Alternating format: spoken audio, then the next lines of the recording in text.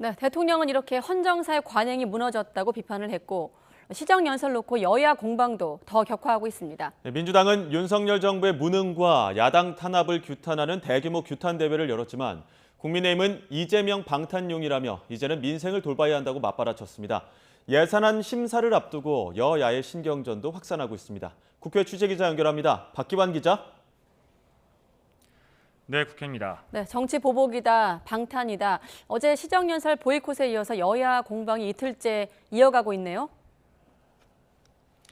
네, 그렇습니다. 먼저 더불어민주당은 어제보다 더 규모를 키워서 국회의사당 앞에서 윤석열 정부 규탄 대회를 열었습니다.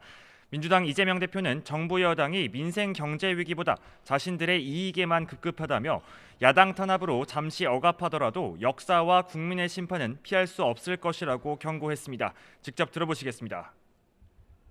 민생 파탄과 국가적 위기를 외면하고 국가 역량을 야당 탄압과 정치 보복에 허비하는 것은 죄악입니다.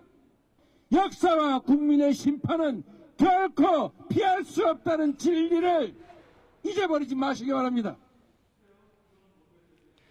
국민의힘은 이에 대해 민주당이 민생을 외면한 채 이재명 방탄만 외치고 있다고 날을 세웠습니다. 그러면서 국민을 위한 정치회장으로 돌아오라고 촉구했는데요. 이어서 들어보시겠습니다.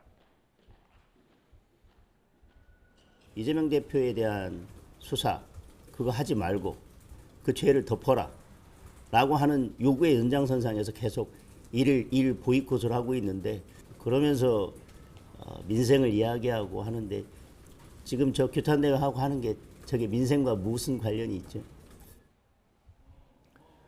네, 레고랜드 사태도 정치 공방으로 치닫고 있는데 여야 지금 현재 어떤 입장입니까? 네, 먼저 민주당은 이번 레고랜드 사태를 채무불이행 선언을 한 김진태 강원지사가 만든 김진태발 금융위기로 규정하고 강력히 비판했습니다. 박홍근 원내대표도 어설픈 정치셈법으로 전임지사 지우기에 나선 무지의 김진태 지사가 만든 대혼돈이라며 이번 사태의 방화범은 김 지사이고 방조법은 윤석열 정부라고 맹공을 가했습니다. 이어 민주당 의원들도 기자회견을 열고 검찰 출신 수장들이 우리 경제를 망치고 있다면서 김 지사의 퇴진을 요구했습니다. 하지만 국민의힘은 정부 대처가 진행되고 있다며 상황을 예의주시하고 있는데요. 장동혁 원내대변인은 레고랜드 책임 소재에 대한 수사 가능성에 대해 최문순 전 지사가 해온 사업들에 대해 김 지사가 정책적 판단을 한 것이라며 수사 등은 섣부르다고 선을 그었습니다.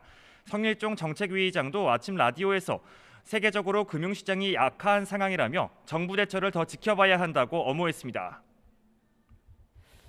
네, 이제 본격적인 예산안 심사도 시작이 되는데 여야 신경전, 공방이 불이 붙고 있어요. 네, 그렇습니다. 먼저 국민의힘 하태경 의원은 오늘 아침 BBS 라디오에서 우리 경제와 국가 부채의 심각성이 드러난 예산안이라고 평가했습니다.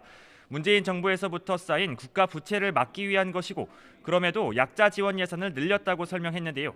직접 들어보시겠습니다. 부채도 그전 문재인 정부 이전까지만 한 600조 되는데 지금 1000조 이렇게 초과하고 있고, 근데 내년 예산이 이제 올해보다 이제 줄어든 거죠. 그런 가운데에서 사회적 약자 지원 예산은 한 8조 7천억 늘어났더라고요. 반면 민주당은 초부자 감세로 세수 부족을 만들고 민생 예산을 드러냈다며 맹폭했습니다.